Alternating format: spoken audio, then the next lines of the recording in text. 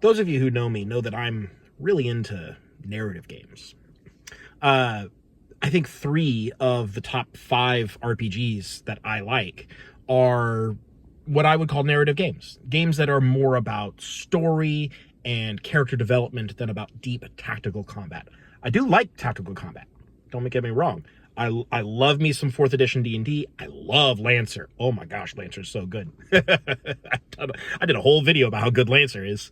Um, but like you've got Legend of the Five Rings, which is a courtly intrigue kind of like samurai drama type game, very, very deep on character development and story. You've got Blades in the Dark, which has action, sure, and I do like the action scenes in Blades in the Dark, but it's a lot more about like the struggle and the story and how your characters do things outside of combat primarily. I mean, you can do a combat heavy game, I suppose, but why? And then Fabula Ultima, which, yes, I would call that actually a combat-centric game in as far as JRPGs tend to be about the combat cycle. But it has a lot of very explicit tools about, like, developing bonds with other characters, villains, and the story. Like, much more of a focus on, like, the story rather than on just, like, really nailing down those combat mechanics. So, like, and actually, so Fabula Ultima might be sort of half and half, but it's still telling. I really like narrative games. Now, if I could just take a moment and remember the point that I was trying to get to. Yes, success at cost. It's in the title. You have the benefit of hindsight. Success at cost is a mechanic that I like. I think success at cost is a great way to bring like the narrative contrivance of the protagonist probably should succeed to push the story forward. There's a lot of people, even back in the day, back when I first started RPGs, started playing RPGs, there was this idea of the fail forward mechanic. It wasn't very popular, to be clear, amongst the D&D 3rd edition crowd. But failing forward was definitely an idea that was bandied about in certain circles. And the fact that it became sort of ingrained and codified in RPGs outside of D&D was very telling. And I think had I been in a different position at the time, I probably would have appreciated it more then. But now, failing forward isn't really as much of a thing anymore. I mean, like, it certainly is still a thing, but it's not as much. It isn't this like new novel idea. Instead, success at cost or mixed successes is kind of like the current thing that tabletop RPGs are doing to help characters in situations where maybe they didn't roll perfectly. It's a way to mitigate the bad luck of the dice, right? That like you're not going to get everything you want, or you are, but you're going to lose something in the process. And this is a really interesting kind of dynamic, both mechanically and narratively. What are you willing to give up to achieve your goals? That's always an interesting question. And then mechanically, of course, you have to make that, it's a value judgment. As a player, you have to decide, like, is achieving this goal worth giving up X, whatever it may be. So on the surface, all pluses. This is a good mechanic, but you can't just throw it into any game. You can't just take D&D and apply a success at cost mechanic and expect it to work out really well. Why? Because D&D is not built to have a success at cost mechanic in it.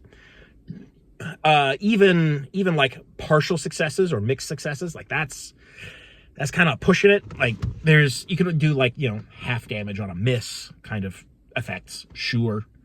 But beyond that, D&D is not well suited for having like more than the binary outcome mechanic of the D20 system.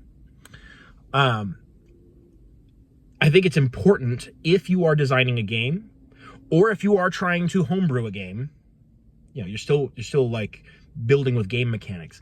If you're doing so, you need to be very particular about the mechanics that you are using if you want a success at cost mechanic. And I'm going to focus really on success at cost But a lot of this is going to apply to partial successes as well, or mixed successes, like success with consequence or something. But I want to talk about specifically success at cost. That is, your character is going to lose something. They're going to take some damage, spend some resources, lose an item, make an enemy, those kinds of things. Your game, if you want success at cost to be a mechanic in your game, you really need to support it from the get-go. It needs to be like a foundational thing that you have in mind while you are building your mechanics. Because you need to make sure that the costs are commensurate with the value of success and with each other. So how valuable is an item, really? How valuable is taking an injury? How valuable is making an enemy,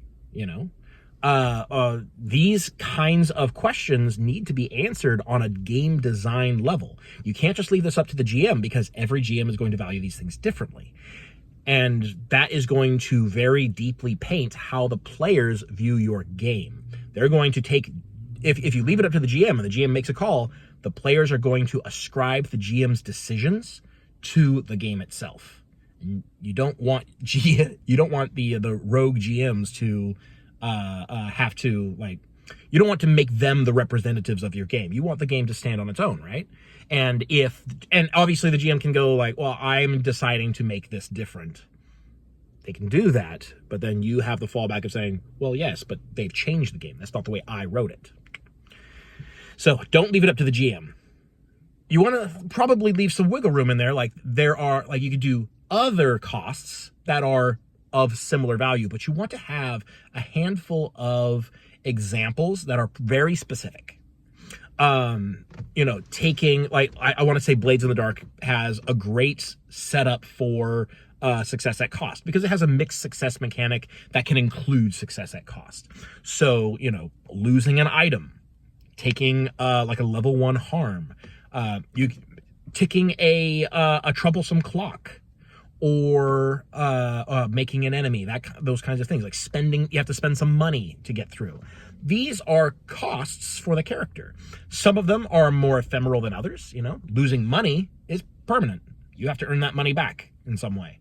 Harm is a little less permanent, because especially if you already have some harm, you're probably going to be spending time to heal during downtime anyways. So that's going to affect you for the rest of the score.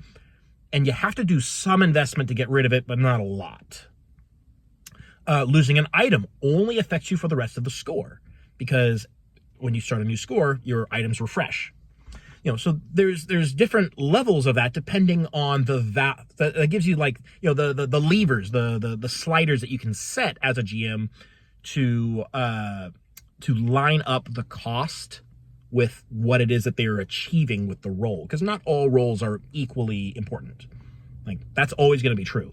Not every role is, defeating the final boss, or wrapping up the score, or paying off the blue coats that are going to spot you and turn you in.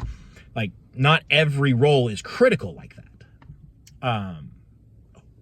Preferably, ideally, there are stakes to every role, which is why you would bother to pay a cost to succeed in the first place. So having a game where that is a thing, totally cool. I love it. I am down for it, and I'm here for it. But you do have to do some groundwork to make sure that your system can handle it. You have to come up with several different arenas of costs, because none of that stuff is automatic.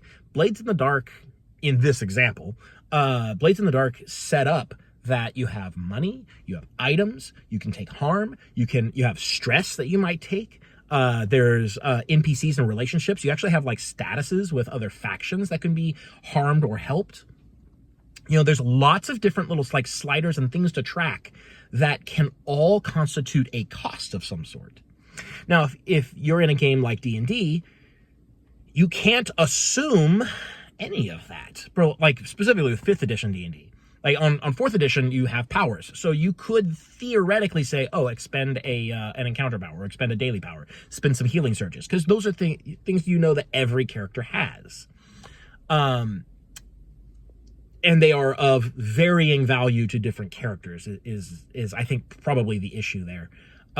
So you have to be very Be very like certain about what the cost value is.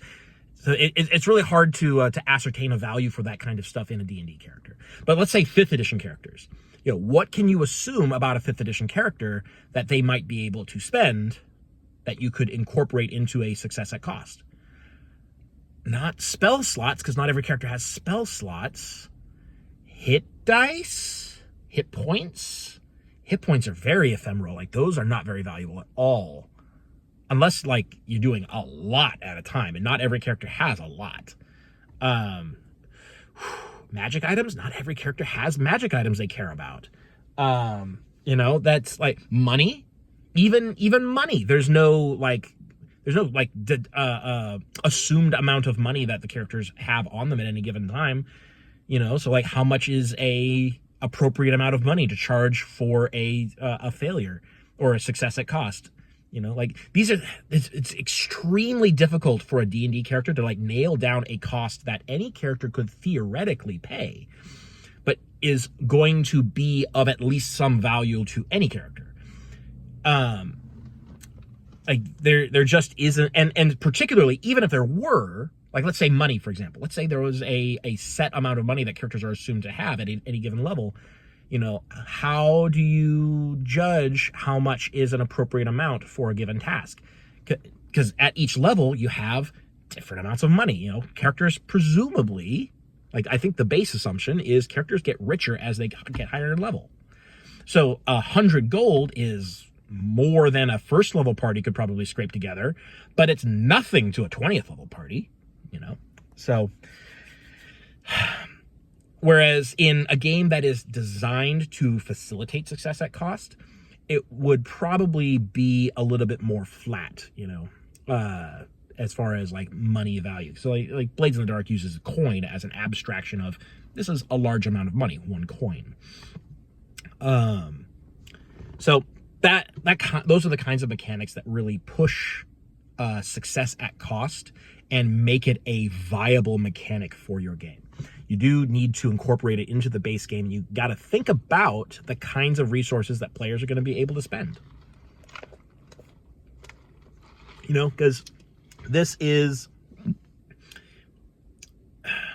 it's something that you probably want in a game where characters have lots of different resources as like an outlet for those resources. Because nothing feels better than having a resource and realizing, oh, I can spend this resource to get what I want. Because a resource unspent is worthless. Most of the time. A resource that you are not using for anything doesn't feel good. But as soon as you can use it for something, now it's valuable. And now I feel good about having it. You know. So, success at cost, I like it. It's a good mechanic. It really works for story-based games because it's the kind of thing that protagonists often do, is they make sacrifices, they give up stuff that they have, either physical stuff or emotional stuff, to achieve their goals and come out maybe a slightly altered person in the end.